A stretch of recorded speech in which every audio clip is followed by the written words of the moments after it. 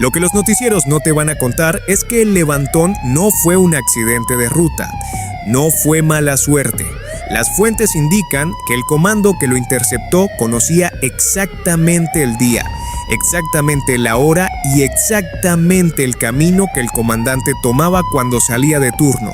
Lo que los noticieros no te van a contar es que el operador que dibujó este mapa lleva años trabajando en la frontera donde se cruzan 3 estados y que ya tenía una libreta entera con horarios de funcionarios. Y lo que tampoco te van a contar es que mientras él estudiaba a los policías de la región, alguien más, desde una oficina federal lejos de la sierra, ya lo estaba estudiando. Esa oficina pertenece al comandante Solís, y el comandante Solís ya tenía un nombre, un alias y 2 patrones marcados en rojo dentro de un expediente clasificado. En la región de Tierra Caliente, donde el sur del Estado de México roza con Guerrero y con Michoacán, opera desde hace años un coordinador al que sus propios operadores llaman el cartógrafo. El apodo no es casual. El expediente sugiere que su especialidad nunca fue jalar el gatillo. Su especialidad es el mapa. El cartógrafo no levanta personas, diseña levantones. Sabe qué brecha está vigilada y cuál no. Sabe a qué hora cambian de guardia los retenes. Sabe qué carretera tiene cobertura de telefonía y cuál no. Sabe en qué tramo el río corta la señal y cuál es el último kilómetro antes de que un convoy se quede sin radio. Las fuentes indican que llegó a la zona hace más de una década, primero como halcón de carretera, anotando placas de patrullas estatales en una libreta. Pero a diferencia del resto, el cartógrafo no apuntaba solo números, apuntaba costumbres, hora de salida, día de descanso, ruta predilecta, parada del café, taller de confianza. Para los 20 y pocos años ya manejaba una red de informantes en 3 municipios. Para los 30 coordinaba la logística de toda una célula de Tierra Caliente. Su firma es esa, nunca pregunta quién es el objetivo. Solo pregunta a qué hora sale de su casa, y ahí cometió su primer error. El cartógrafo empezó a confiar demasiado en sus propios mapas.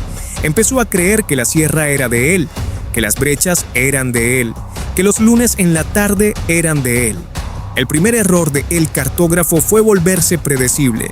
El expediente sugiere que en los últimos 14 meses utilizó el mismo método para 3 levantones distintos en municipios distintos. Siempre lunes, siempre al final de la jornada, siempre cuando el objetivo regresaba a su domicilio, siempre con una llamada anónima que llegaba después para presionar a las autoridades a un operativo desordenado mientras el cuerpo se trasladaba a un municipio vecino.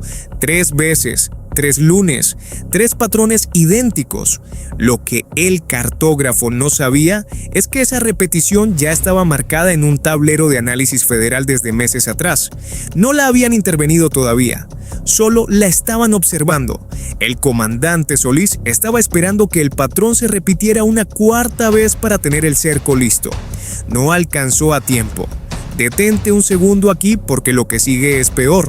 El segundo error de el cartógrafo fue subestimar la geografía donde decidió operar. Las fuentes indican que después de las operaciones federales y estatales que se desplegaron en Tierra Caliente meses antes contra inmuebles vinculados a organizaciones criminales, el cerco institucional en la zona ya no era el de hace 2 años.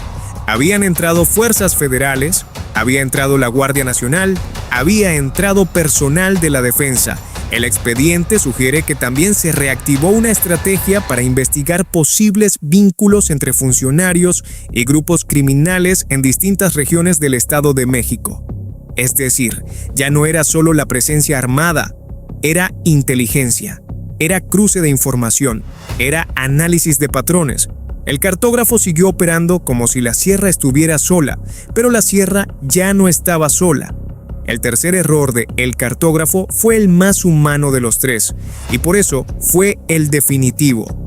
Las fuentes indican que el comandante de la región 14 no era un objetivo casual, era un objetivo personal. El expediente sugiere que más de un año atrás, en una de las acciones de la Corporación Estatal contra Extorsiones en la zona, una de las células de el cartógrafo sufrió pérdidas importantes. El comandante de la región 14 había firmado parte de esos partes informativos. El cartógrafo esperó meses, esperó a que bajara la guardia, y cuando la bajó, mandó la orden, pero al hacerlo personal, el cartógrafo firmó el levantón con su propio estilo, repitió su método, volvió a usar el lunes, volvió a usar el día de descanso, volvió a usar la llamada anónima como señuelo, y eso fue lo que finalmente lo puso en el centro del tablero de Solís. Esto es lo que dice el expediente sobre lo que ocurrió ese lunes. Cerca de las 18 horas, el comandante de la región 14 salió de las instalaciones donde había concluido pendientes administrativos. Iba fuera de servicio. Tomó la ruta de siempre hacia su domicilio en un municipio vecino. A las 18 horas con 42 minutos perdió contacto con el radio operativo. A las 19 horas con 11 minutos, una llamada anónima ingresó al número de emergencias informando que un mando policial había sido secuestrado. Lo que la llamada anónima no sabía es que la unidad de análisis del comandante Solís ya tenía marcada esa hora, esa carretera y ese día como ventana crítica desde el viernes anterior. El protocolo se activó en automático. En menos de 40 minutos se desplegó un operativo conjunto con personal de la Secretaría de Seguridad Estatal, personal adscrito a la Secretaría de la Defensa Nacional, integrantes de la Guardia Nacional y agentes del Ministerio Público y de la Policía de Investigación de la Fiscalía. Se montaron filtros de revisión vehicular en las principales carreteras del sur. Se cruzaron patrullajes aéreos sobre los corredores rurales. Se activaron labores de inteligencia de campo en las brechas conocidas de tierra caliente. Afuera todo parecía normal. Adentro ya era demasiado tarde. A las 22 horas con 18 minutos, una llamada anónima distinta entró al mismo número. Esta vez no era una alerta. Era una confirmación, daba coordenadas, un predio rural en territorio de un municipio vecino al de Lubianos.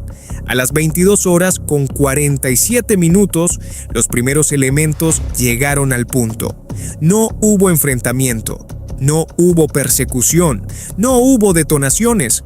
El comando responsable ya se había retirado de la zona horas antes, replegándose por brechas previamente diseñadas para esa salida. El cartógrafo había vuelto a hacer lo que mejor sabe, dibujar la entrada y dibujar la salida. Lo que no dibujó esta vez fue lo que dejó atrás. En el procesamiento de la escena, los peritos de la Fiscalía documentaron lo siguiente: un cuerpo con huellas visibles de violencia física, heridas de proyectil de arma de fuego, la ropa del comandante todavía con la insignia de la región 14 visible en el pecho, un teléfono celular apagado con la batería removida, casquillos percutidos compatibles con armas largas, recolectados a una distancia menor a 15 metros del cuerpo, marcas de neumáticos recientes que correspondían a al menos 2 vehículos distintos, un radio portátil aún encendido, sintonizado en una frecuencia que no pertenecía a ninguna corporación oficial, una libreta de mando con anotaciones de servicio, intacta, en el bolsillo interior del uniforme. Pero lo más valioso no brillaba. En el bolsillo del pantalón del comandante, los peritos encontraron un llavero, 3 llaves, la de la entrada principal, la de la reja del patio, y la más pequeña, la de un candado de la bodega donde guardaba sus herramientas de fin de semana. Las fuentes indican que el comandante vivía a menos de 20 minutos del punto donde fue interceptado. Las llaves no aparecen en ningún parte oficial, no tienen valor probatorio, no suman al expediente, pero dicen más sobre este crimen que cualquier casquillo. Eran las llaves que no alcanzaron a abrir la puerta de su casa. Ahora, lo que deberías preguntarte es lo siguiente: si el cartógrafo era el operador que diseñó el levantón, ¿quién dio la orden? Porque ejecutar el levantamiento forzado de un mando regional en la zona limítrofe de 3 estados, con repliegue por brechas y con coordenadas precargadas para la llamada de confirmación, eso no se improvisa. Eso es protocolo. Eso requiere autorización desde arriba. Eso necesita una mano que decida que la represalia vale el riesgo. El expediente sugiere que la orden no salió de la sierra, salió de más arriba, de una estructura que opera en los corredores donde Tierra Caliente conecta con Guerrero, con Michoacán y con el centro del país.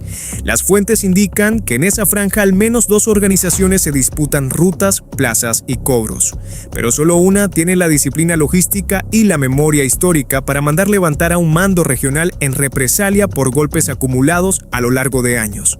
El cartógrafo sigue libre, sus operadores siguen libres, la camioneta que se usó esa tarde sigue libre, pero las llaves del comandante ya están en la mesa del comandante Solís, y junto a ellas, el radio portátil con la frecuencia. Y junto a esos, la libreta de mando intacta en el bolsillo del uniforme.